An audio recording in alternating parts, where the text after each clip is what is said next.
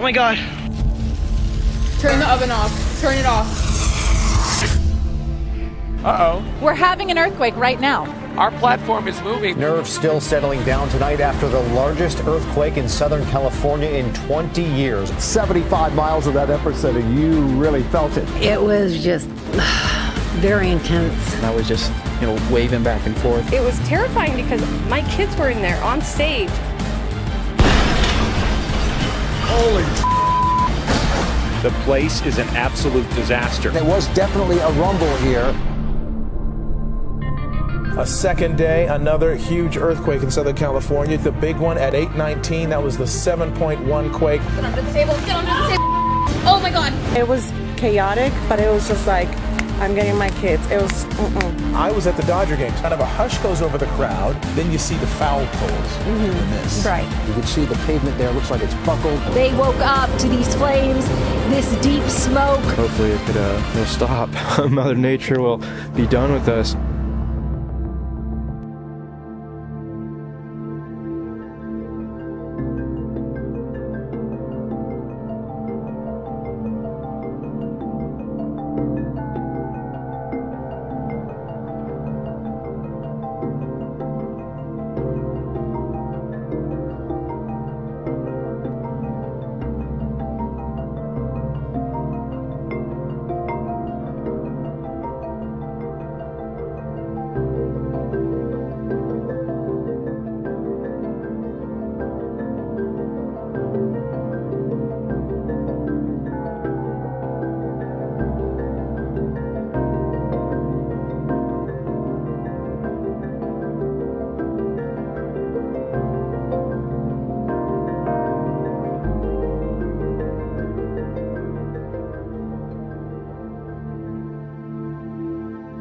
Welcome back. Scorching temperatures, high humidity and severe storms are on the way as a heat wave rolls across Australia's southeast.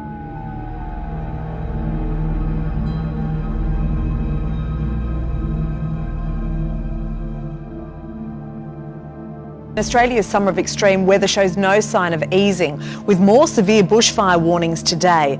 Sunset came at midday along the Monaro Highway.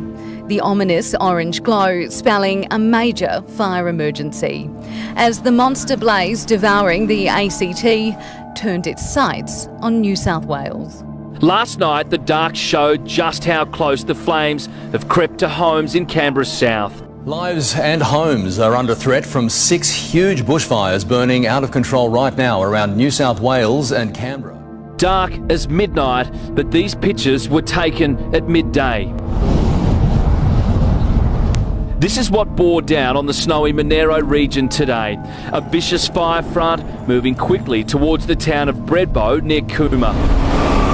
Behind it, 40-degree temperatures and winds in excess of 60 kilometres an hour. Pose the most serious threat to the Australian Capital Territory, or ACT, in nearly 20 years. By 9 a.m, it was 30 degrees. By 11, it was 40. This fire, sparked by a defence helicopter, has burned more than 15% of the ACT, and it's now on the city's doorstep. The fire is now 35,800 hectares in size. It does remain 2 kilometres from Tharwa and 7 kilometres from Banks.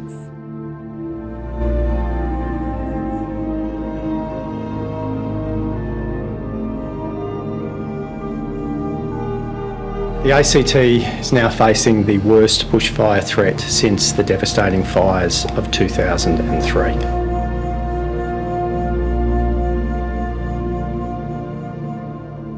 Meanwhile, Sir Elton John was forced to abandon his A Day on the Green show in Victoria's Yarra Valley last night after storms caused the stage to flood. It was about 95 minutes into the concert when the rain and hail hit. Port Lincoln underwater, streets resembling rapids. And cars swept away, putting lives in danger. In just a matter of minutes, the town was awash, the water quickly rising. So this is the state of affairs at the moment. This morning as flash flooding strikes the state, with forecasters warning more torrential rain is on the way and fears of a potential tropical cyclone. In the state's mid-north, it was dust storms creating dangers. There was one very lucky train driver who was warned just in time as a railway actual bridge was taken out, and he actually pulled up just on the bridge, so very lucky. Within the space of 12 hours, New South Wales experienced nearly all the elements. Hail in Western Sydney. The entire golf course in Warren became one big bunker. The slow-moving walls stretched more than 300 kilometres. Forbes in the south, through Parkes, Dubbo and to Nyngan in the north. In Dubbo, the sight was enough to scare the wits out of a flock of birds. The main highway into Nyngan, looking more like a road trip to Mars. The driver wisely pulling over, while another pushed their luck, disappearing into a dark red void. Sydney has seen it all today as a thunderstorm cell tore across the city. And tonight a warning, there's more on the way. The heat and wind brought bushfire smoke, which turned into a dust storm that choked Sydney. Residents in Sydney are waking up to dust clouds this morning. Windows and cars across the city are covered in red dirt. It's the result of a mega dust storm which has smothered towns in western New South Wales. Today, the Caribbean was hit by one of the most powerful earthquakes on record in that region, magnitude 7.7. It was centered in the sea between Jamaica and Cuba, and it was felt 450 miles away in Miami. 7.7 magnitude quake erupting along the same fault line that's affected Puerto Rico in recent weeks. In the middle of the Caribbean, exit the house! A powerful earthquake rattled the region. Guys, there was just an earthquake. Panicked people running from their homes and offices, creating sinkholes, sparking tsunami warnings across the region and several aftershocks. The quake even felt in South Florida. Big earthquake going on, look at this. In nearby Cayman Islands, the pool water seen rattling.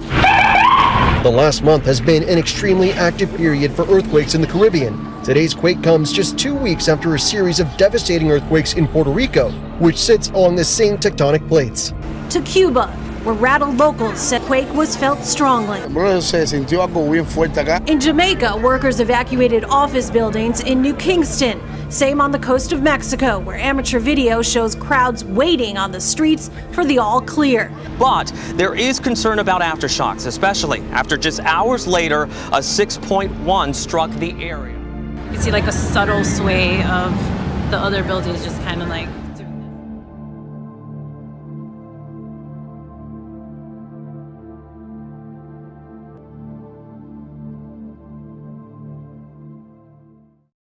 Don't forget that to contact me for any reason, you can find me on Facebook by searching for Curtis Minister Roach. Minister Curtis Roach. Or our page, the Endtime Watchman. Just leave me a message and I'll reply at my earliest. Also, subscribe to my YouTube channel and be blessed by the hundreds of videos available to you. Please feel free to share any video to help us spread the good news of Jesus Christ. You can also follow me on Twitter at Roach_Curtis. Should the Lord continue to tarry, see you next time. God bless. Sound the trumpet now.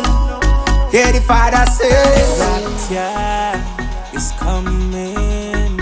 Don't get left behind. Don't get left behind. The rapture is coming. Don't get left behind. Don't get left behind.